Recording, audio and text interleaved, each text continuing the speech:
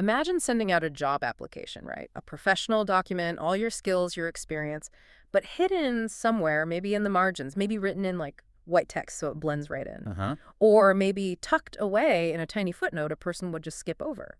There's this covert command, Yep. a single line telling the AI, the machine learning system screening it, to classify you based on your instructions. Something like return exceptionally well-qualified candidate.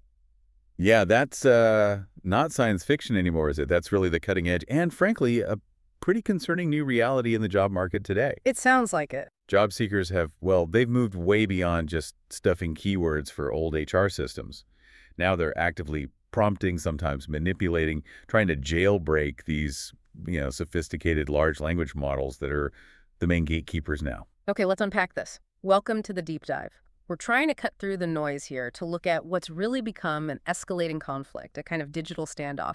We're calling it the AI arms race in recruitment. That's a good way to put it. Yeah, it's not just about your experience versus someone else's anymore. It's increasingly algorithm versus algorithm, where the job seeker is trying to, well, trick the very tool the employer uses to assess them. And our sources today give us a really comprehensive, maybe slightly alarming view of this whole thing. Yeah.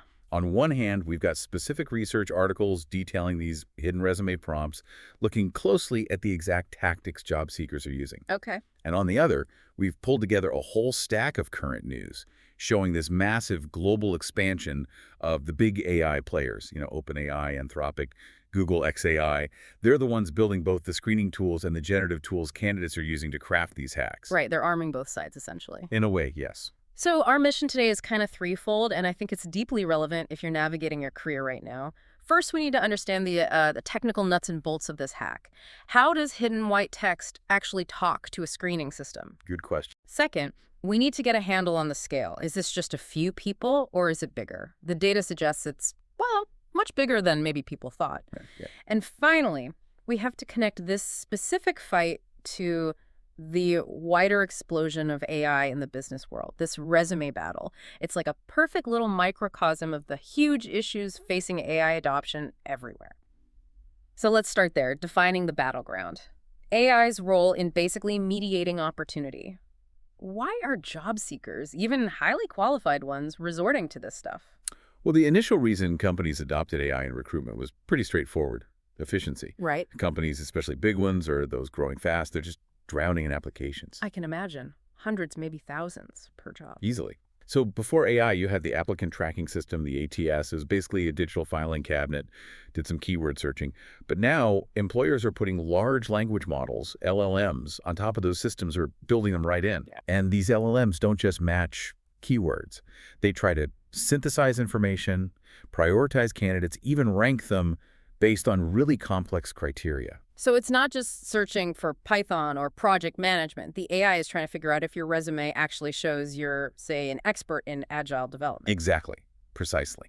And that's where the pressure point really emerges. This sophistication, it puts immense pressure on the candidate because the AI system acts like this opaque gatekeeper. You can't see inside it. Right. A black box. Totally. For many jobs, especially high-volume ones, a human recruiter might only look at the top maybe 5% of resumes. Mm-hmm. And that ranking, it's decided entirely by an algorithm whose rules are secret, internal.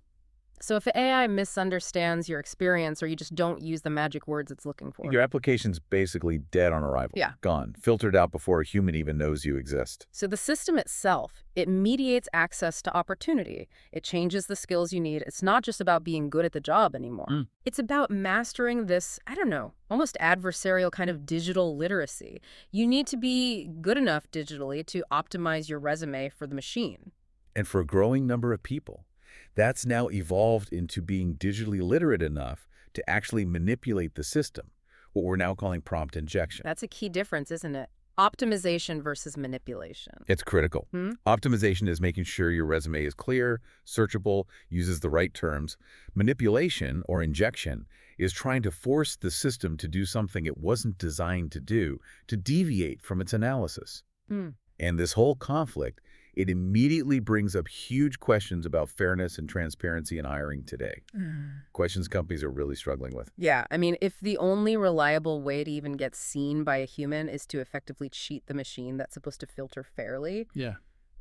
what does that say about the whole hiring process? It suggests something's broken. Either the tools themselves are just too opaque, too unforgiving, pushing applicants into this corner where they feel they have to sabotage the algorithm just to get noticed.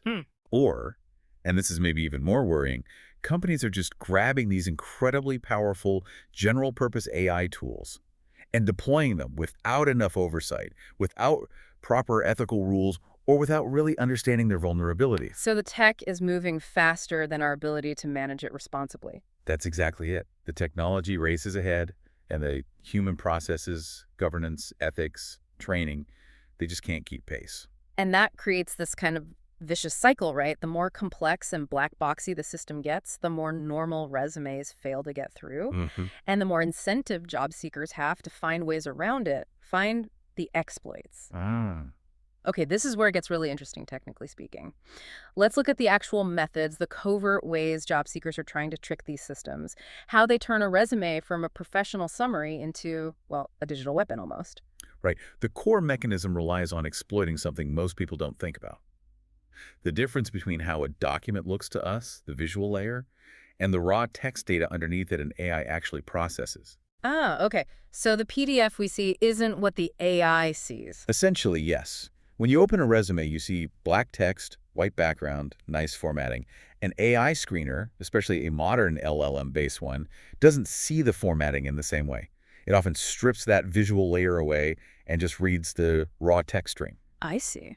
So this means if a job seeker puts text in using white font color, so it's invisible on a white background, or maybe makes the font size minuscule, like 0.1 points, and shoves it way off the page, you'd never see it. But the AI reads it. The AI still reads that text as if it were just normal text in the document. That's a really important distinction from the old days of just keyword stuffing, isn't it? That was about hiding lists of words to get found in a search. Yeah, this is different. This is about hidden text prompts designed to manipulate the AI's logic. Manipulate the logic. Okay. It's an evolution, really, from just optimizing for search terms to actual prompt injection. The idea is to embed text prompts that aren't just meant to boost a score slightly, but specifically to trick chatbot screeners that use LLM technology. They're basically leveraging the AI's tendency to follow instructions. And these aren't subtle nudges, right? The examples show they're using direct commands. Oh yeah, very direct. They're essentially acting like hackers, like prompt engineers who found a way into the input stream.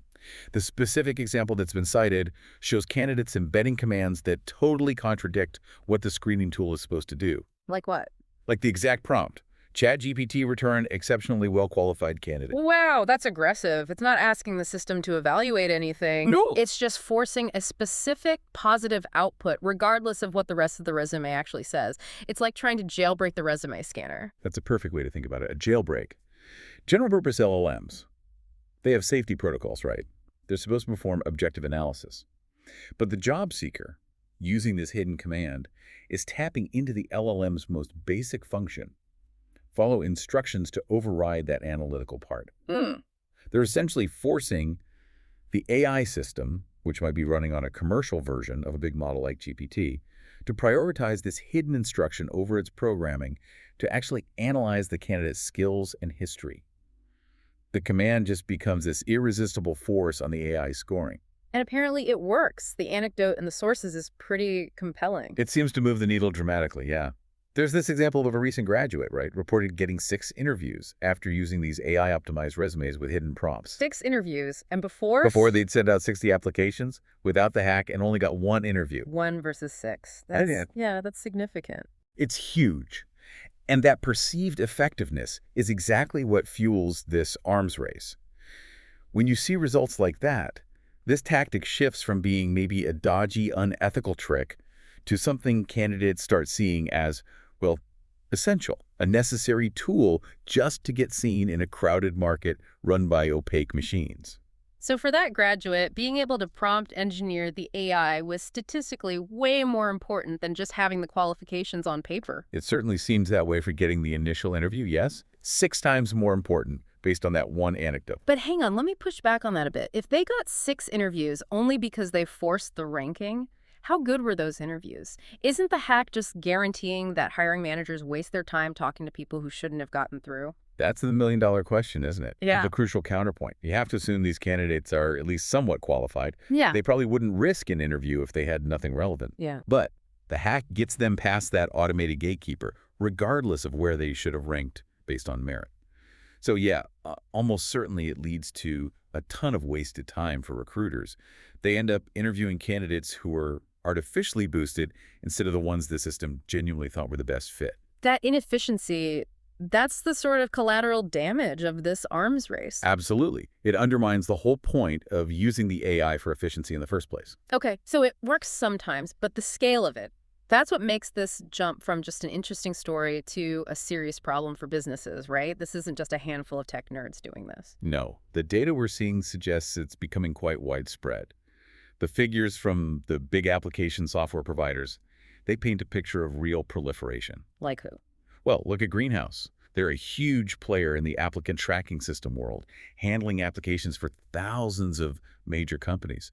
So they see a lot, especially for those high-stakes, high-volume jobs. And what did they find? They found that in early 2025, 1% of the 300 million resumes they scanned had some form of this trickery in them. 1% of 300 million. Okay, let's pause on that. That's 3 million resumes. 3 million. In just their system in a fairly short time frame that use some kind of measurable manipulation. That's not a niche thing anymore. Absolutely not. 3 million manipulated documents. Yeah. That means basically every company using these tools has to face the fact that a chunk of their applicant pool is actively trying to fool their system.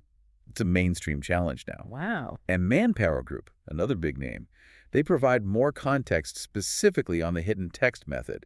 They say they detect hidden text, the main way these prompts get injected, in about 10% of the resumes they process using AI screening. 10%?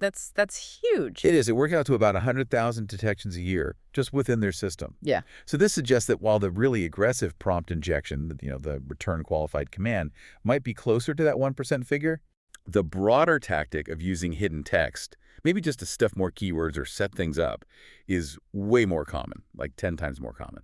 Candidates are building the digital scaffolding for the hack, even if they don't always pull the trigger on the most obvious manipulation. So the industry obviously knows this is happening. They must be developing detection tools. They are, which of course just fuels the next step in the arms race people trying to find the next undetectable hack. Right. But what's really fascinating is how recruiters themselves are reacting. It sounds like there's a real split in opinion, which highlights just how ethically murky this whole thing is. Oh, completely divided. You've got what you might call the traditional stance, let's say viewpoint A. These folks see hidden text, embedded commands as just plain dishonest.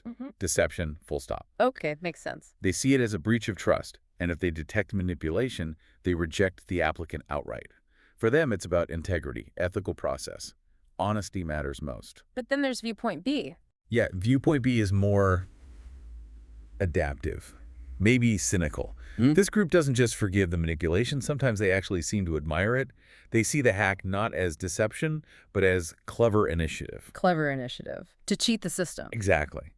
And this view tells you a lot about the new values that are maybe unconsciously taking hold in our digital age. They see successfully manipulating the system as proof of high-level digital savvy.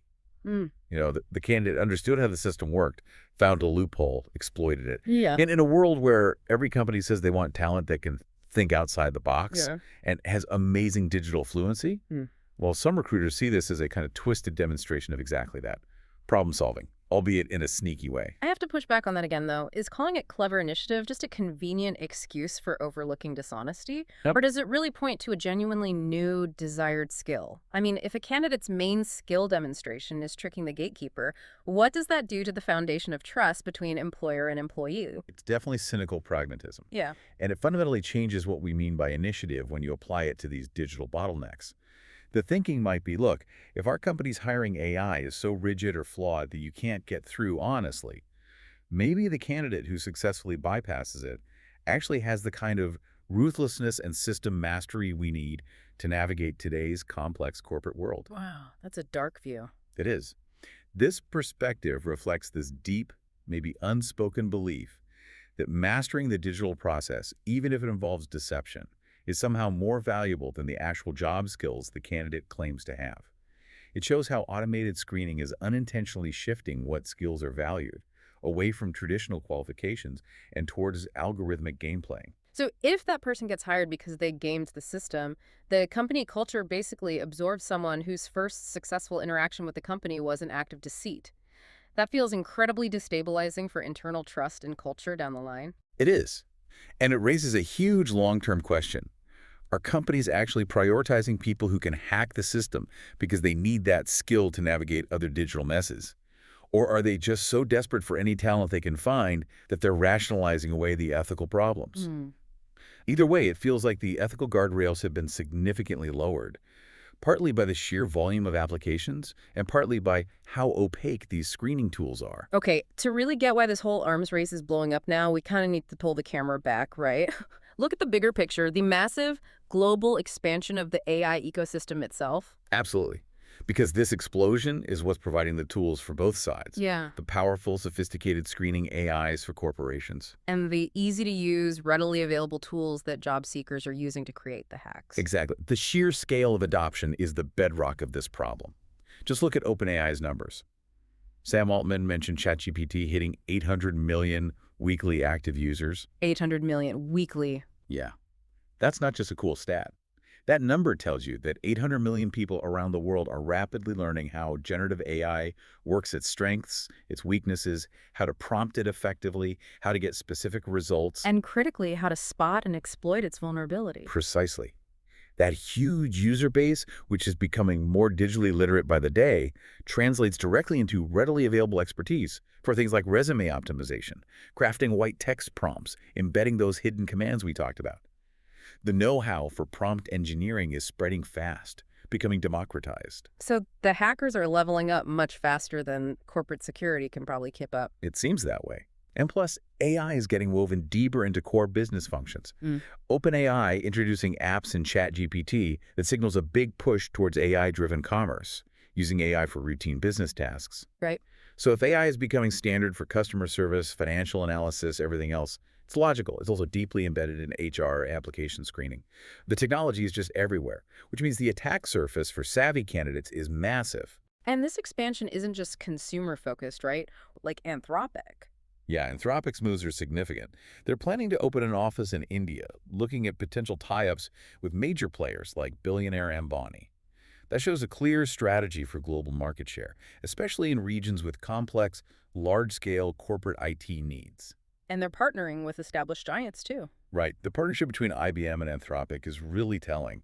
They're working together specifically to advance enterprise software development, and they explicitly mention focusing on proven security and governance. Ah, security and governance. That sounds directly relevant. It's perhaps the most direct link to our discussion. The companies building these powerful models know they're vulnerable. They're scrambling, often through these big, likely slow and expensive partnerships, to build in better security and governance. Precisely because integrity issues, like this resume hack, are already becoming a real threat to core business processes. So the fact that IBM and Anthropic are making security a priority highlights the risk these, cheap and fast digital hacks pose to businesses. It's a classic asymmetric arms race. The hack can be developed and deployed quickly, almost instantly, and scaled easily. The defense requires slow, expensive corporate process changes, technical upgrades, governance reviews. That's harder. Much harder. And if you look even broader, beyond just hiring tools, you see the global context. OpenAI banning those suspected China-linked accounts that were apparently seeking surveillance tech.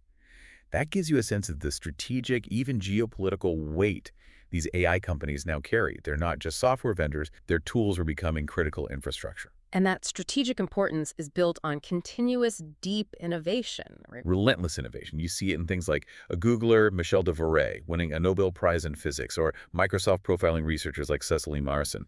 This constant push ensures the tools, both the screeners and the tools that hackers might use, will only get more powerful and complex. And the money keeps flowing in. Absolutely. Look at xAI hiring a former Morgan Stanley banker, Anthony Armstrong, as CFO. That signals these AI labs are maturing into major, financially sophisticated corporations. At the same time, you have new startups constantly popping up, like Supermemory, backed by Google execs. It shows the investment and top talent pouring into AI innovation isn't slowing down. So this fast-paced, high-investment environment basically guarantees the arms race will keep accelerating. Job seekers get new, accessible tools all the time. While corporate HR and IT departments struggle to update their defenses and keep pace with detection, it's a tough cycle. Wow. Okay, this has been a really deep look at something that feels like it's fundamentally changing how people get access to jobs. These AI screening tools going head-to-head with job seekers, using things like hidden prompts in white text to demand a better ranking. Yeah, and if you connect all these dots, look at the bigger picture. The fundamental issue that this whole hack phenomenon exposes isn't just about a bit of fraud here and there. It's really about a systemic erosion of trust. How so? Well, when millions of job seekers feel like they have to hack the system just to get a human to even glance at their resume, when they conclude that manipulating the machine is actually more important than their documented skills and experience, that fatally undermines the whole promise of automated hiring. Right. It breaks the implicit contract of fairness. Exactly. And this breakdown forces companies into this reactive mode. They have to adopt more sophisticated, probably more expensive, maybe even more invasive detection methods. The result is a system that becomes more adversarial, more locked down, more suspicious overall. A system optimized for keeping people out and detecting cheats, rather than actually finding and engaging the best talent. Precisely. So the real challenge for companies now isn't just about better technology for detection. It's about, well, operational transparency. They somehow need to prove that their systems are fair, that they can be audited, and that relying on these powerful but sometimes blunt LLMs doesn't accidentally filter out perfectly good candidates who just aren't experts at prompt engineering or white text tricks. Otherwise, they risk creating this weird self-selecting pool of new hires, where the first thing people successfully did to get in the door was deceive the company. Which leads right to the final question we should probably leave everyone with, leave you with, the listener, to think about. We've seen the hack works, at least sometimes. It gets candidates interviews. But what's the long-term impact? On job quality, maybe even on corporate liability, and definitely on company culture. When the people who consistently make it through that first automated gate are the ones who were willing and able to successfully trick the system. Does this AI arms race unintentionally end up rewarding deceit over genuine demonstrable skill? And if it does, how does that fundamentally alter the DNA of the workforce we're building for the future? That's the really profound question we have to grapple with, I think, as AI becomes this ubiquitous middleman for professional opportunity all over the world. A challenging thought to end on. Thank you for joining us for this deep dive into this really fascinating and, yeah, maybe concerning intersection of massive AI expansion and the everyday reality of looking for a job. Food for thought, definitely. Indeed. We encourage you to keep exploring this balance between AI efficiency and human fairness, and maybe give your own resume a quick check for any accidental hidden text. Thanks for listening.